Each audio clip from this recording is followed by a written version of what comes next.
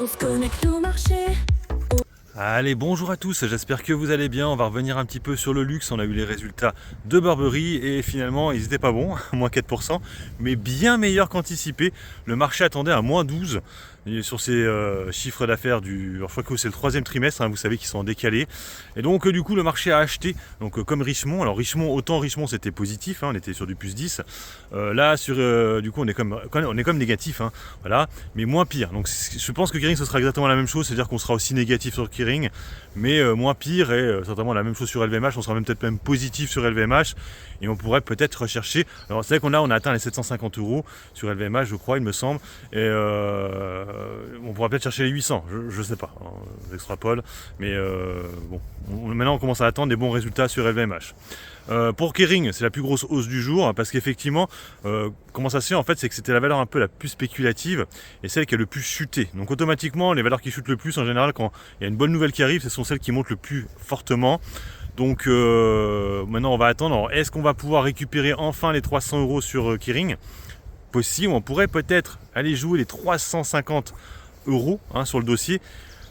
Après, plus haut, j'en sais rien, ça va dépendre en fait de l'année 2025. Je ne sais pas ce qu'elle va donner cette année 2025. Pour information, je vous l'avais déjà dit aussi, que les bons résultats de la société du coup Burberry viennent principalement des US. Alors c'est vrai que pour le coup, Burberry c'est anglais, donc je suis pas sûr que c'est le fait de la faiblesse de l'euro qui fait quelque chose pour le coup. Mais c'est vrai que c'est pour tous En fait, surtout ce qui se dit, c'est que les Américains ont beaucoup acheté de luxe avant l'élection de Trump. L'arrivée de Trump, pardon, parce qu'ils ont peur qu'après il y ait des taxes et que du coup ce soit plus cher après. Donc c'est ce qui expliquerait cela. C'est vrai que j'avais pas pensé à ça, mais effectivement ça viendrait de là, c'est qu'en fait les Américains ont beaucoup consommé en disant attention, il va monter les taxes, donc on achète beaucoup à l'étranger. Il faut savoir que le luxe c'est principalement européen, anglais, tout ça. Donc on aura certainement la même chose sur LVMH, la même chose sur Hermès. Peut-être aussi la même chose sur Ferrari, c'est possible aussi. Donc on risque d'avoir des chiffres un peu boostés sur les T4, sur toutes ces valeurs un peu. Après attention, une fois que les droits de taxes, tout ça à la douane, ils vont arriver. Pour l'instant, je crois pas qu'il y en ait là pour l'instant. Mais quand ça va arriver, ça risque de faire mal à ce moment-là, de rechuter. Donc bref, en tout cas, pour l'instant c'est bien. Je vous montre mes deux positions, je les ai toujours. Donc j'ai 3 actions sur Kering. J'ai une plus-value de plus de 14% maintenant sur Kering, c'est bien.